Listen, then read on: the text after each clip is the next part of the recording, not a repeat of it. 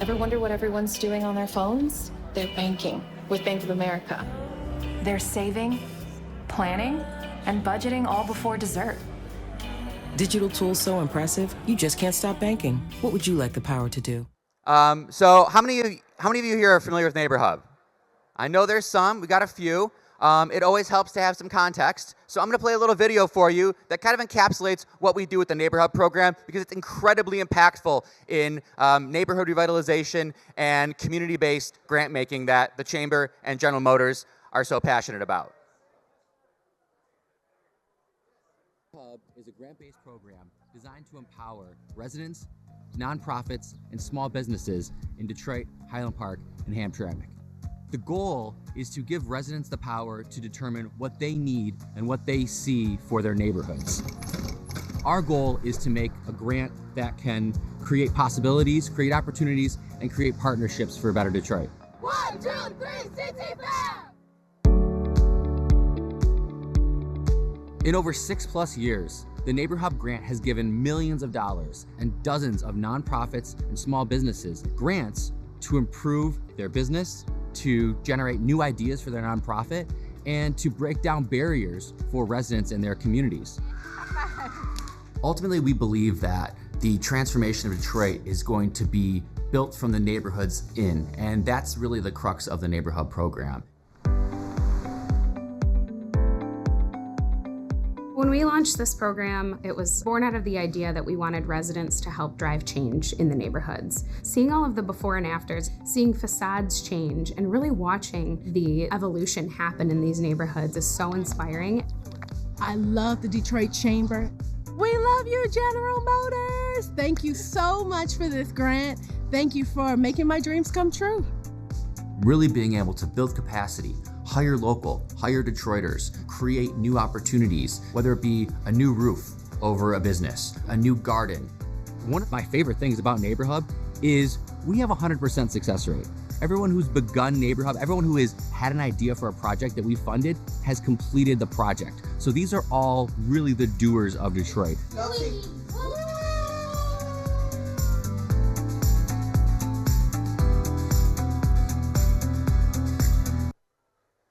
So if you couldn't hear me in that video, you've got me in person. So what I want to do now is announce we are in year 7 of the NeighborHUB program, thanks to the support from General Motors.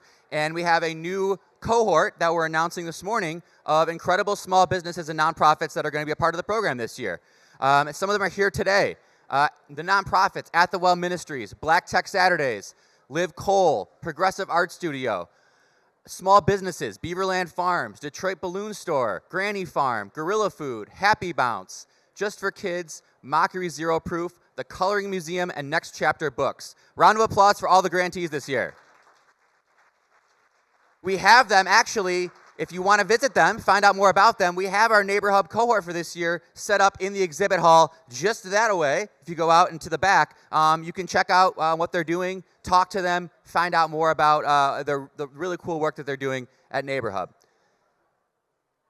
And now what I want to do is bring out a couple of the previous grantees from years past.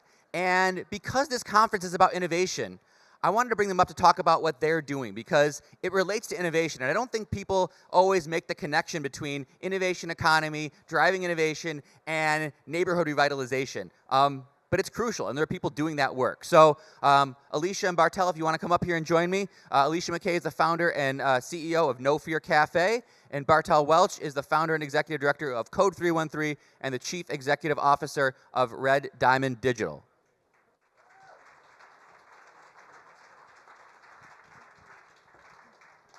So with our time here, we don't have a lot, but I want to at least introduce this group and the conference to you and the work you do. So could you just tell us about kind of a really quick bio on how you got here and how this became your calling? I'll start. Good morning. This has been a winding road. Truthfully, I have spent some time in engineering, in pre-law, and along the way, I knew that I wanted to impact innovation some way for our community. but I couldn't quite figure out what side I wanted to be on. Did I want to be an educator, a teacher in a classroom, or an innovator myself? And then I discovered neither of those. Like, I want to be in position to inspire the youth to be the innovators. And so I got involved with designing curriculum that was fun and engaging, and seeing the students go from unsure of a career field, of what it even was, to realizing that they could use that career field to impact their community is really just priceless. And so at that point, I developed a business plan to support STEM programming amongst youth. And that is the No Fear Café. And that is No Fear Café, yes. We started off in Durfee near the Boston Edison district in Detroit. And we actually started off as a half cafe, half like STEM programming area. And it was really stagnant. I was probably one of the few businesses to actually grow during COVID. COVID actually forced us to think outside the box. And it just blossomed my business into a mobile, virtual, and in-person model that I never imagined before. Before that, I was just gonna stick to that 800 square feet and just serve coffee and STEM. But it grew exponentially after 2020. Bartel, how about you? All right, good afternoon. Thank you for having me. So for me, it was kind of a weird journey too. I've started on the path to become a doctor, because growing up, the only things I knew about was to make money was to be a lawyer, a doctor, or entertainer, or throw a basketball. And I chose the route to become a doctor, went to Wayne State for medical school, all of this stuff, but then the path took me on a different way, which was I always had an affinity for technology. Thankfully, my mom was a teacher in Detroit public school system. We had a computer at home to give my age a little bit, with the green screen and, before you had the AOL disk and things to get on the internet. However, eventually I started to grow my own company in technology, then started to work for people in technology. But the one thing I noticed was I didn't see people that looked like me. I worked for major companies across the country and things like that, and everywhere I went, I was usually the only one in the room that looked like me. And that bothered me. So coming back home, I talked with my mother and I went to different schools and things to try to see what the problem was. And what the problem was that technology, or I should say the STEAM fields, which includes arts, wasn't really being taught effectively in the school system to me. So I tried to figure out how could I change that? How could I change the narrative and give access or equitable access to STEAM education? And that is our motto and our mission for Code 313. And that's what started it. So I said, let me figure out and find a way, which was providing access to it, which included just telling students what it was, showing them and giving them the opportunity to play with things and do things, to understand that technology is not difficult. It's something you just have to take your time with and learn. So that's where Code 313 was born.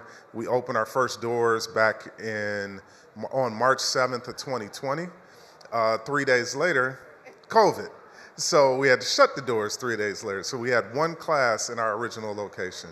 And then, we relaunched in 2022 in a new location, which is 6 minutes from here, right in Rivertown, right off the water. And in 23, we got the NeighborHUB grant, which helped us to help propel us forward a little bit. Yeah, can you talk a little bit about kind of what that NeighborHUB grant allowed you to do? I know, because I was obviously part of it. You did some really cool stuff around technology, drones, different types of things. So can you talk a little bit more about that? Sure. So, we do everything from robotics to virtual reality, cybersecurity, you name it. But one big thing that was one of the initial technologies that I worked with was drones. And we're talking about 5-6 years ago, where now drones are like a regular thing now, right? People know about it a lot more. But in 2019, it wasn't as popular to the layperson, right? So we tried to figure out a way to be able to train people on how to fly drones, train them to be able to get their FAA license. And you can get it as young as 16. So we have now, since 2019, we have trained about 100 people, 100 students, youth, in drone technologies. Just in this past year, we just graduated about 6 students that just got their FAA license. And that's major because that is a real pilot's license. Just like the ones flying planes and airliners across the world, this is one that you have to go and take a physical test to do the same thing. And at 16 years old, they could be making upwards of $150 an hour just flying a drone. That's life-changing, transformational for families for generations. So that's where NeighborHUB came along, because they helped us to start what we were going to do as a drone park. We're still working on that. It was a little bit of a heavier lift than what we imagined, so we kind of transformed that into more drone training and put a drone training simulator inside of our building, and that's what the NeighborHUB grant helped us to do. So talking about the innovation economy here and creating an innovation economy, it starts at the ground level, really, with the youth. And so, Alicia, I'll start with you. How do you think about, or how hard is it to get the kids you work with to see that vision, like Bartel was talking about, that you can make a really, really good living. You can do it here in Detroit, and you can do it in technology. You don't have to leave. So what's that conversation you're having to get the kids to see that vision, that there is success right in front of them? Yes, actually, that's exactly what we do. A lot of times in the STEM field, we focus on problem solving. But at No Fear Cafe, we like to pose questions to the students that actually help them with, I won't say problem finding, but challenge facing, right? So which means that they see something that might be normalized in their community as just the way things are, as a challenge that they could approach with a solution. There have been so many long-standing problems in environmental sustainability, mobility, healthcare, and even access to technology, that some of the families that live in our communities just feel like this is just the way it is. There's just a gap, a void that we can't cross. And so in our projects with the students, we do science labs, engineering challenges, math projects. We ask those questions that force them to actually look at the neighborhoods they live in and see what barriers there are, and then think about solutions to those barriers, and then we connect those to STEM careers that they could invest themselves in and give back to their communities. And Bartel, for you, is it a similar type of kind of process to get them to see that vision? I mean, you have things in front of you. You can show them the drones. You can talk to them. Is there something intentional about thinking about showing them how they can build it, do it here? Yeah, that's one of our driving forces. What we try to tell the youth every day is everybody here is a user or of technology on a day-to-day basis, but we're trying to let you not just be a consumer of technology, but to actually be a producer. And that's what we drive to them every single day, and we use real-world situations, like with our partnership with the Pistons, for example. We show how, with basketball, all the technology that goes into it. Like, you have so many of our youth wanting to be this NBA player in the future. However, we tell them it's only 10 players on the court at any time, but it's hundreds of people behind the scenes putting that game on, and without them, there is no game. And those people can stay with a team for 30 years, where your average lifespan of a player, unless you're LeBron James, is 10 to 15 years, like a real time. So that's what we're trying to do, is use real world situations, like you were saying, within their communities, within their aspirations of what they think they want to do and want to be, and show them how technology fits into that on a day-to-day basis. So as we look ahead, what's the next phase for both of you? Alicia, we'll start with you. What's the next phase for No Fear Cafe, and what do you want people, the attendees, the greater community in Detroit, to know about what's still needed to create an innovation economy here? So a few phases. One, over the last 4 years, we've created a wonderful partnership with Detroit Public School Community District, and we'd love to expand that to other districts that are in need of more STEM programming resources, materials, curriculum integrated into their current programs, after school and summer schools. So that's number one, and grants like NeighborHUB have encouraged us and supported us in doing that. And the other part is welcoming professionals into our programming as well. This past year with the NeighborHUB grant, actually, we were able to do our STEM Day, and we featured engineering professionals who were there to volunteer at the different workstations with the students. And that's always phenomenal, especially when Bartel mentioned seeing people that look like them. It helps beyond what you can even imagine. And just being able to talk and ask questions and, ask, what is your day like? What did you do when you were a kid my age, and that kind of thing. So creating that kind of network is really our next big step. And with that, we are looking towards hosting STEM programming that engages professionals and stakeholders from all different levels. So superintendents, professionals from companies like GM, teachers who are invested in boosting their STEM programs, and bringing us all together so we can talk about the solutions. Bartel, real quick, what's next for you? Sure. For me, let me back up. So since 2019 to now, we have engaged with over 62,000 youth within the Metro Detroit area, which stems from Bay City all the way down to, of course, right here to the riverfront. And we want to double and triple that number in the next couple years.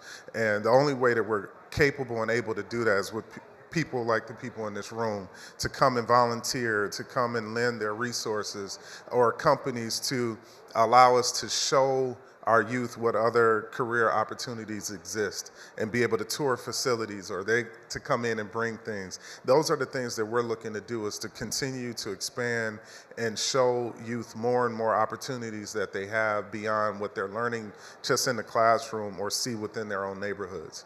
So that is our goal for the next 2 to 3 years plus and beyond, and also to expand to different communities.